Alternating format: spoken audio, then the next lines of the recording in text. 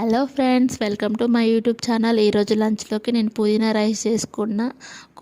కూర ఏం చేయలేదు, కూరగాయలు కూడా ఏం లేవు. ఇంట్లోనే పుదీనా ఆకులు ఉంటే మంచిగా కడుక్కొని నీట్గా ఒక మిక్సీ జార్లో వేసుకొని అందులోకి 5-6 పచ్చిమిర్చిలు, 2 టమాటాలను కట్ చేసి వేసుకున్న.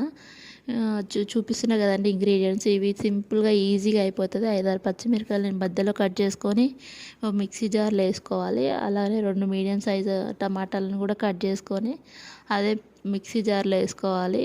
పుదీనా, పచ్చిమిర్చి, టమాటాలను మెత్తగా పేస్ట్ పట్టుకోవాలి. కొన్ని వాటర్ వేసుకోవాలి అండ్ తగినంత ఉప్పు వేసుకోవాలి. ఉప్పు హెల్తీ అంత మంచిది కాదండి, ఎంత తక్కువ తింటే అంత మంచిది. ఫ్యాట్ లాస్ కూడా మంచిగా యూజ్ అవుతుంది. కొన్ని వాటర్ వేసుకోవాలి, మెత్తగా పేస్ట్ చేసుకోవాలి. ఈ వీడియో మధ్యలోనే మా పాప లేచిందండి. అసలు వీడియో సరిగ్గా తీయనియ్యలేదు.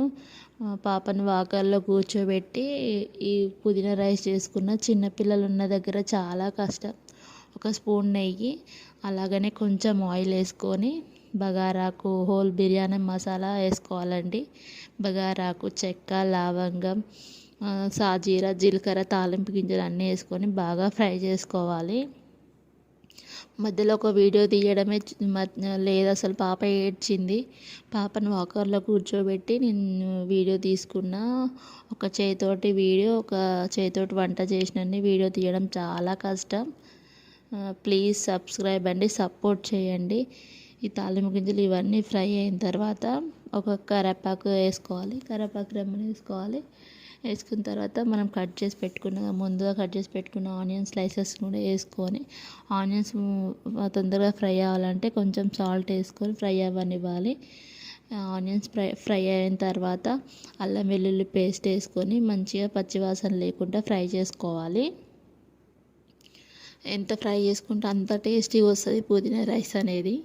మనం డైరెక్ట్ బియ్యంతో కూడా చేసుకోవచ్చు, ఉడికించిన అన్నంతో కాకుండా డైరెక్ట్ అన్నం బియ్యం వేసి ఎసరేసి ఉడికించుకోవచ్చు. అట్లా కూడా మంచిగా ఉంటుంది, ఇట్లా కూడా మంచిగా ఉంటుంది. పేస్ట్ చేసుకున్న పుదీనా ఆకుల్ని కూడా, పేస్ట్ని కూడా వేసుకొని కొంచెం పసుపు వేసుకొని వాటర్ అంతా ఇరిగిపోయి ఆయిల్ పైకి అయ్యేదాకా ఫ్రై చేసుకోవాలి, పైకి వచ్చిందాక. అలా ఫ్రై చేసుకున్న పేస్ట్లోనే మనం ముందుగా కలిపి పెట్టుకున్న రైస్ని అందులో వేసుకొని ఫ్రై చేసుకోవాలి. కొంచెం ధనియాల పొడిని కూడా వేసుకోవాలండి. ఆ వీడియో తీయలేదు, పాప లేచిందని చెప్పిన కదా, పాప ఏడుస్తుంటే పాపను ఎత్తుకున్న.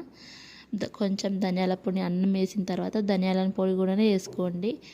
అన్నం వేసుకొని బాగా మిక్స్ చేసుకొని కలుపుకోండి. ఎంతో టేస్టీగా ఉంటుంది. లంచ్ బాక్స్లోకి మంచిగా ఉంటుంది. మధ్యాహ్నం పిల్లలకు లంచ్ బాక్స్ సూపర్ సెట్ అవుతుంది.